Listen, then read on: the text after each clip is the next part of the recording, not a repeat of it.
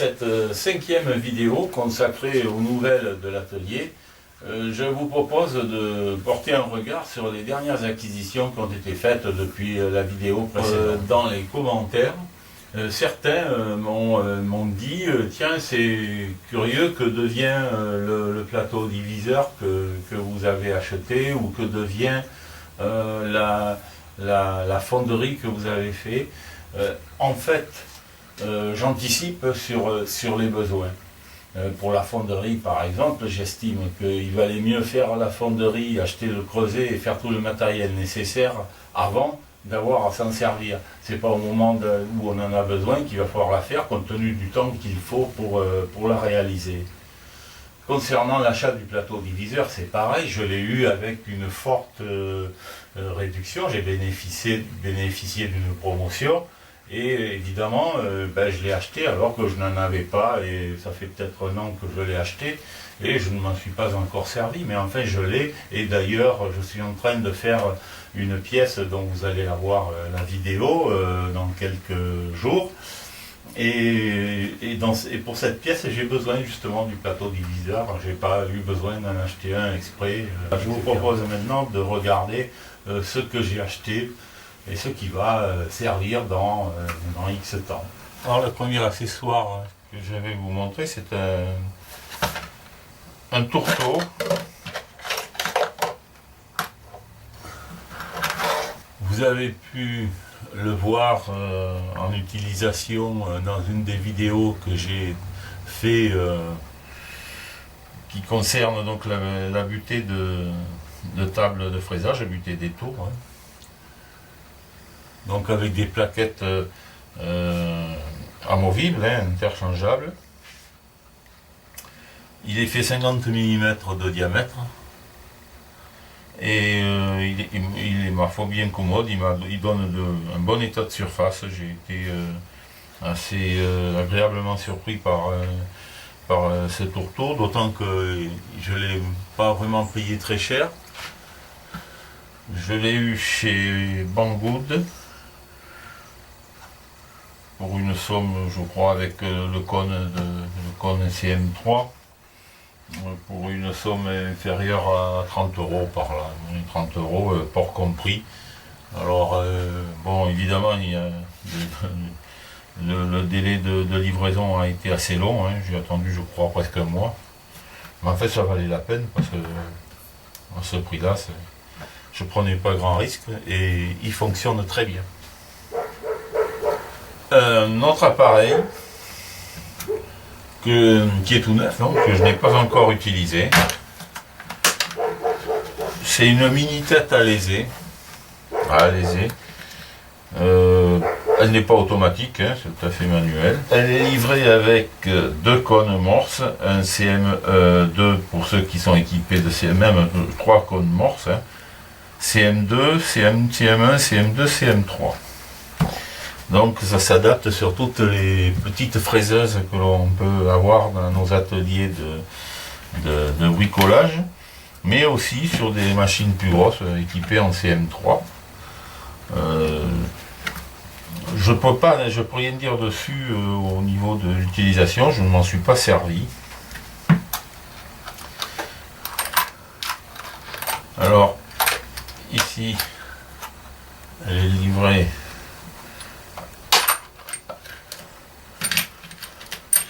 avec des barreaux de 10, alors là ce sont des à affûter soi-même, à la demande, ceux-là, un de 8 et un de 5, c'est pas de 10.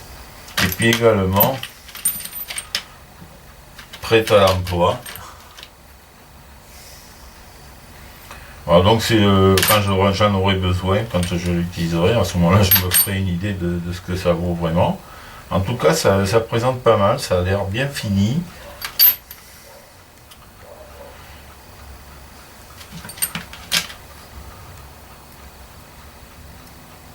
Voilà. Il ne reste plus qu'à apprendre à s'en servir. J'ai pas regardé le mode d'emploi, je le ferai au moment où j'en aurai besoin.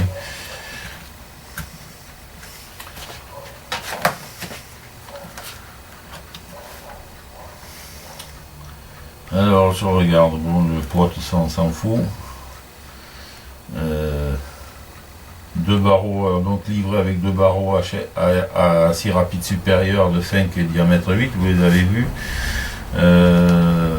3 barres d'alésage 6,50, 6,60, 7,70 qui permettent une capacité de surfaçage avec un débattement maximum de 140 mm et avec deux clés hexagonales.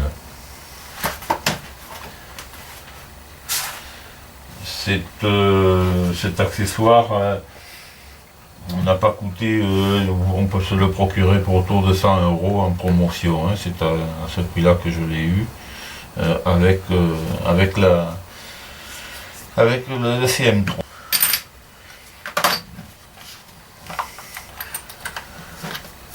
Voilà, c'est elle est de belle conception. Bon alors après je ne suis pas, je me demande si j'aurais pas mieux fait de prendre une un peu plus grande, mais bon, c'était vraiment parce que j'ai voulu sauter un peu sur l'occasion, sur la promo, et puis ça peut servir quand même,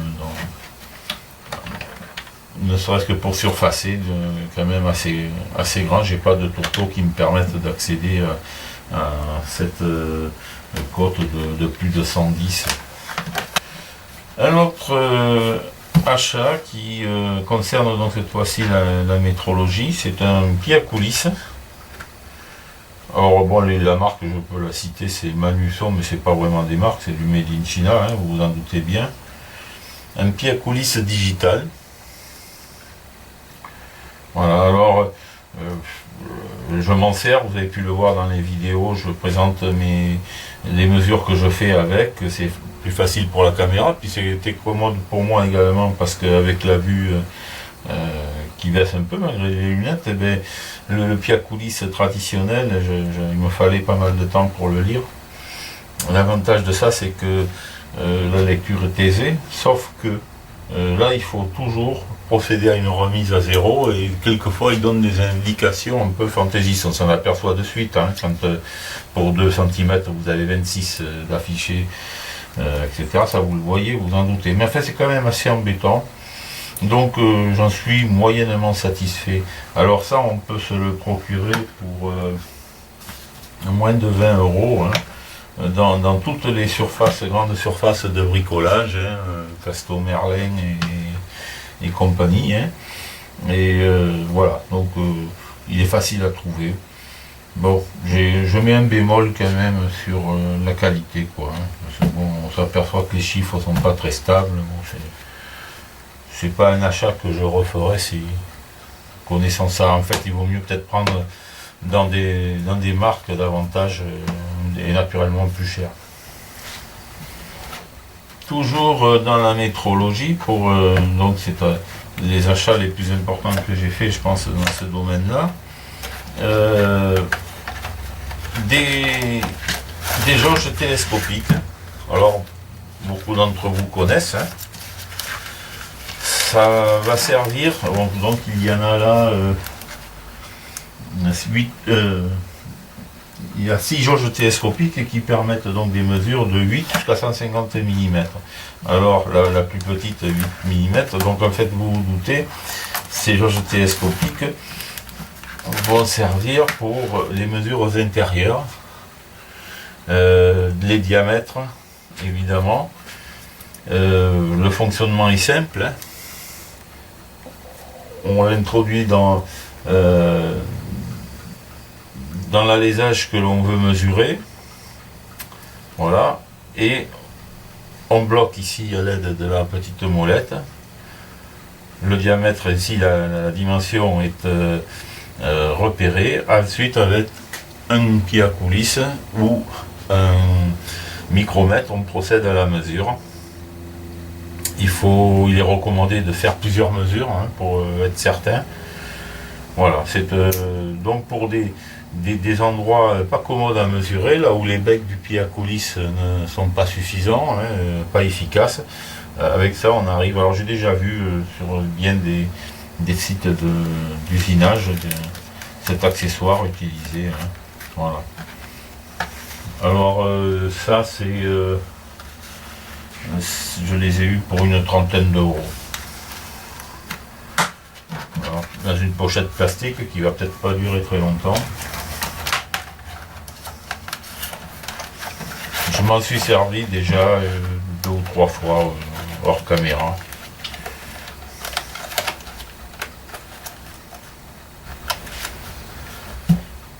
Un autre accessoire qui va fonctionner avec les précédents que je vous ai montré, des jauges télescopiques, c'est un support de micromètre. Et alors ça c'est très commode, parce que pour faire des mesures, on est des fois un petit peu embêté, il faudrait 3 mains. Et là, voilà, on le fixe là-dessus. C'est pour à peu près toutes les tailles de micromètres, hein, sauf bon, peut-être les plus gros, hein, mais enfin les plus courants dans nos ateliers. Voilà, donc là on a la main libre et on peut, par exemple, lorsque on l'utilise facilement, lorsque voilà. De cette façon-là, on fait des mesures plus précises et plus commodes. On peut le tourner dans l'autre sens, je l'ai mis, on peut le mettre dans l'autre sens. Si je l'avais mis dans l'autre sens, ça aurait été mieux.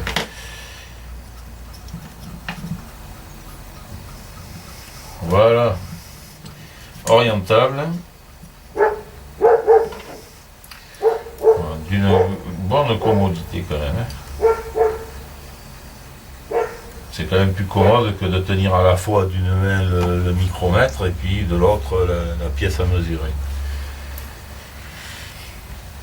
Alors ça, je l'ai eu donc pour une 50aine d'euros.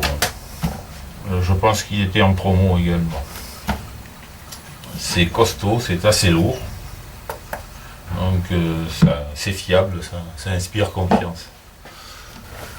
Alors on va rester dans les supports articulés pour la métrologie. Hein. Une petite base articulée dans tous les sens qui va permettre, donc elle est magnétique, qui va permettre donc de mesurer, d'utiliser le comparateur pour des mesures effectuées sur des petites machines. Petite machine parce que bon, elle est vraiment pas en commande. Alors je l'ai utilisé plusieurs fois, c'est vraiment très commode, il est vraiment bien fiable. On peut le mettre pratiquement dans tous les sens. Le support magnétique est très efficace, ça vraiment ça tient bien, ça tombe pas. C'est un complément, vous voyez, du plus gros. Hein. Voilà, avec ça on a voilà, toutes les possibilités. Je l'ai eu pour une 50aine d'euros et c'est toujours pareil, hein, ça, tous ces accessoires là je les ai pris chez Othello, mais on peut les trouver également chez d'autres fournisseurs en France et on peut aussi aller voir chez Banggood. On les trouvera encore certainement même moins cher avec un délai de livraison beaucoup plus important. Un autre outil également qui va me servir beaucoup pour la fraiseuse, c'est un centreur. Donc c'est pour pouvoir centrer des pièces sous la broche de la fraiseuse. C'est un accessoire donc qui va être assez commode. Il est livré avec tous les palpeurs nécessaires suivant les configurations. Vous avez, on peut faire donc des centrages sur des diamètres intérieurs comme sur des diamètres extérieurs. Il y a également une pointe de centrage pour centrer sur un coup de pointeau.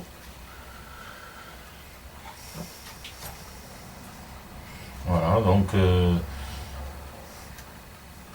je ne l'ai pas utilisé.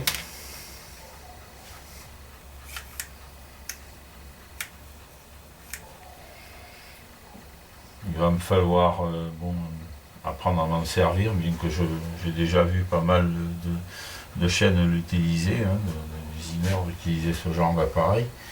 Voilà, c'est donc un accessoire nécessaire dès lors que l'on a une fraiseuse.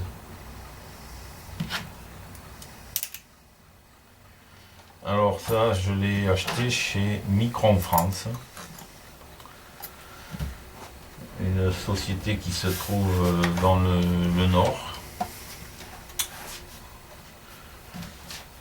du côté de l'île, par là-bas je pense. Et je me le suis procuré, il n'y avait pas de promotion là-dessus, hein, pour 150 €.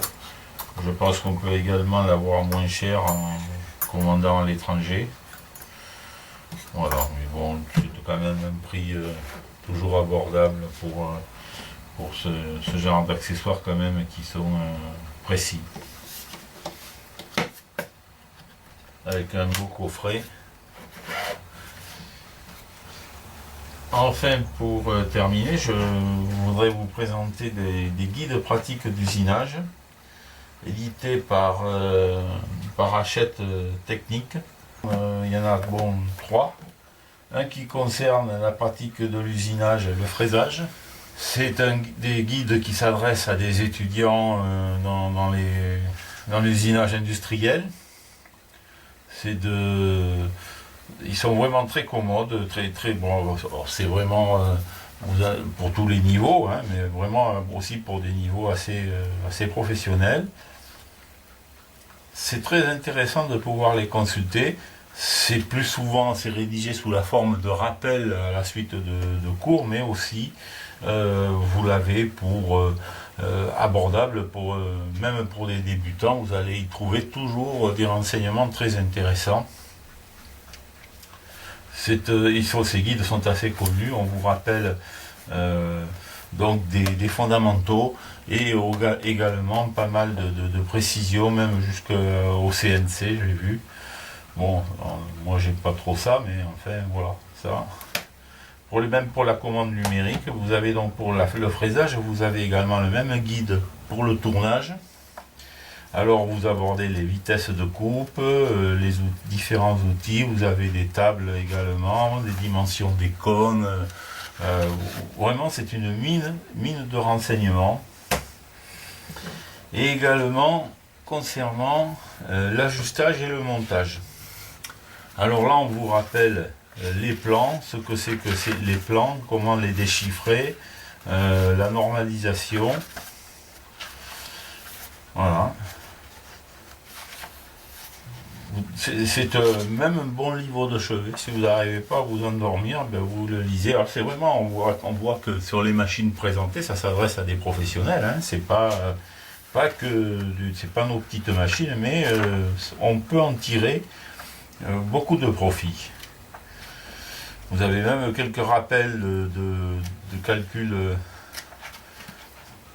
géométrique, voilà, les angles, calcul des valeurs trigonométriques des angles, relations métriques, le théorème de Pythagore, vous voyez, donc il y a de quoi vraiment améliorer, réviser, pour ceux qui ont déjà appris. Moi j'ai appris déjà au collège certaines de ces indications, d'autres que j'ignorais évidemment complètement. Bon, il y en a pour tous les goûts, pour tout le monde, pour tous les niveaux. Les plus calés peuvent y trouver des rappels, et ceux qui ne connaissent pas peuvent apprendre des choses. Voilà, 3 petits guides. Alors j'ai acheté ça chez Cultura, vous les commandez, c'est sur commande. Vous les trouverez pas dans le magasin, je pense, bon, puisque c'est quand même assez ciblé. Mais vous les avez très rapidement et vous allez commander sur internet et vous allez les retirer en magasin, ça va très bien. Voilà, et si vous n'avez pas sur Cultura, vous pouvez l'avoir chez d'autres fournisseurs, et même votre libraire du coin peut très bien vous fournir ces guides tant qu'ils sont disponibles chez l'éditeur. Ils sont assez connus et ça fait quelques temps qu'ils sortent déjà. Voilà. À peu près une vingtaine d'euros chaque volume, donc vous en avez pour 60 €, mais franchement vous avez beaucoup de renseignements là-dessus, beaucoup de résultats. Voilà, cette vidéo touche à sa fin. Je vous remercie donc de l'avoir visionné jusqu'au bout. Si vous avez aimé, un petit coup de pouce en l'air, ce serait sympa, et c'est un moyen de faire savoir à YouTube que les vidéos d'usinage en français, c'est regardé. Et puis voilà, je vous donne rendez-vous pour une prochaine vidéo d'usinage. À bientôt.